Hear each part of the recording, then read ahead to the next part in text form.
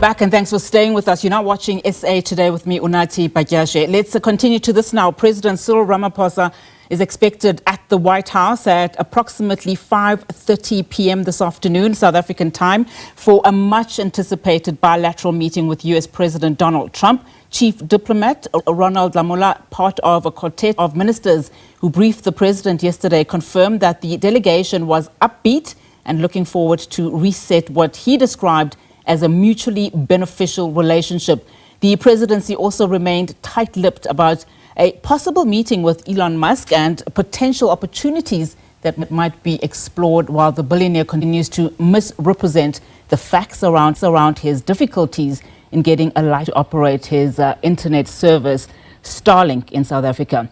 Well, SABC News correspondent Sherwin Bryce-Pease joins us now live from Washington, D.C. with the very latest. Sherwin, a very good afternoon to you. Well, it is D-Day for Washington and Pretoria to face off from the teams that country that happen to include some of the most influential businessmen, I might say, on either side. Walk us through what we can expect from now until that Oval Office meeting in a few hours' time, Sherwin.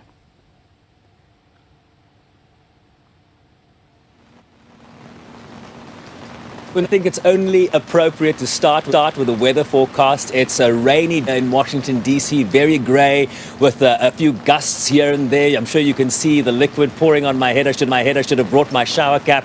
And hopefully we don't take that weather forecast into the all-important and much-anticipated bilateral meeting between President Donald Trump and President Cyril Ramaphosa. Much anticipated because so much has happened in the relationship in just the last 4 months.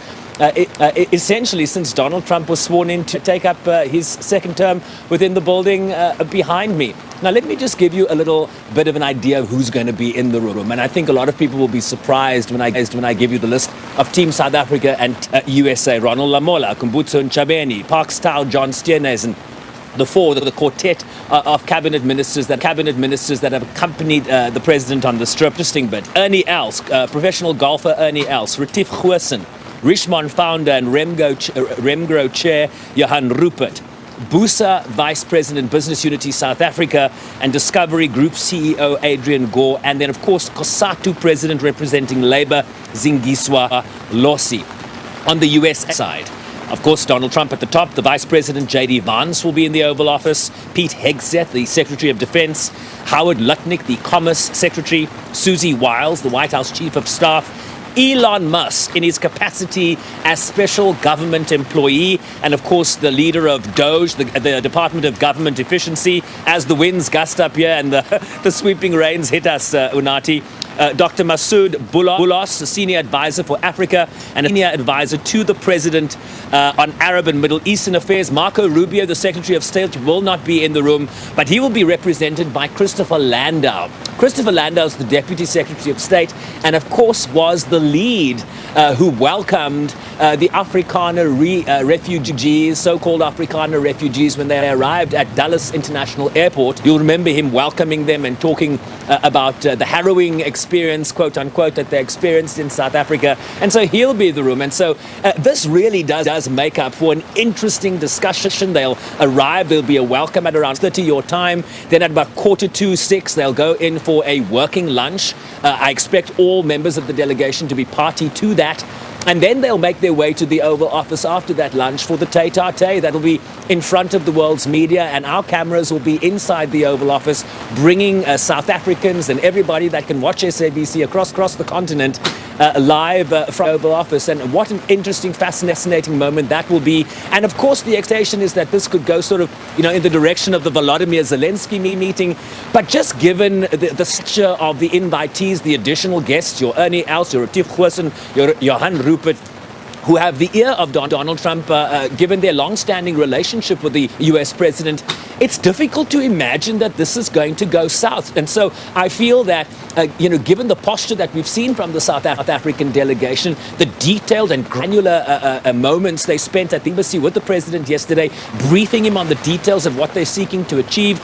We also saw Park Style and John Steenhuisen meet with the U.S. trade representative here in the United States over the last number of days. days. And so the sense we're getting is this is going to be a substantial conversation and working towards what the South African delegation is seeking here. They want a deal within the AGOA framework, outside of the AGOA framework, but this bilateral relationship must be steeped in economic relationships, because that is what the South Africans have come here for. They want the United States investing in South Africa, and they want the trade relationship, the $20 billion trade relationship that South Africa has enjoyed within the AGOA framework, not just to continue, but also to grow. And so lots on the table, and we look for being that fly on the wall, and maybe even ask a question or two. Absolutely, Sherwin. Well, thank you so much for that. Let's leave it there for now, Sherwin, because I do know we are going to be crossing to you again. And as for the weather front, I can tell you South Africa is no different. I don't know what the weather is trying to tell about this all-important day, but thank you so much, Sherwin. Bryce-Pease there, our correspondent, live for us from Washington, D.C. Of course, we'll continue to unpack just all the developments ahead of that crucial meeting, everything starting at around 5:30 this afternoon.